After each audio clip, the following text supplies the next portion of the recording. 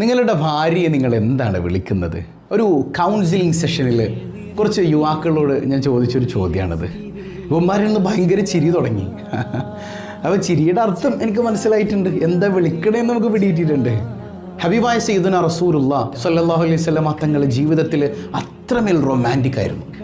അവിടുന്ന് ജീവിതത്തിൽ കാണിച്ചു തന്ന ഓരോ കാര്യവും നമ്മുടെ ലൈഫിലേക്ക് നമ്മൾ കൊണ്ടുവരികയാണെങ്കിൽ നമ്മുടെ ലൈഫ് അതിമനോഹരാകും. അതിലൊന്ന് തന്നെയാണ് സ്വന്തം പ്രിയപ്പെട്ടവളെ നല്ലൊരു ഓമനപ്പേര് കൊണ്ട് വിളിക്കുക എന്ന് പറയുന്നത്. മുത്തിന് വിധങ്ങൾ വിളിച്ചിരുന്നു, പിന്നെ നമുക്ക് വിളിക്കുന്നതിന് എന്താ തടസ്സം? അതിന് പോലും പ്രതിഫലം ഉണ്ട് എന്നാണ് അല്ലേ? ഹബീബായ സല്ലല്ലാഹു അലൈഹി വസല്ലം തങ്ങൾ ആയിഷ റളിയല്ലാഹു അൻഹയെ വിളിച്ചത് എന്താണ്? യാ ഹുമൈറാ, ചുവന്ന കൊച്ചു സുന്ദരി പെണ്ണേ. ഇത് കേൾക്കുമ്പോൾ തന്നെ പെണ്ണിൻ്റെ മനസ്സിലൊരു അമ്പ് തറച്ച ഫീലാണ്. നമ്മുടെ പ്രിയപ്പെട്ടവൾക്കും ഒരു ഓമന പേര് വേണം.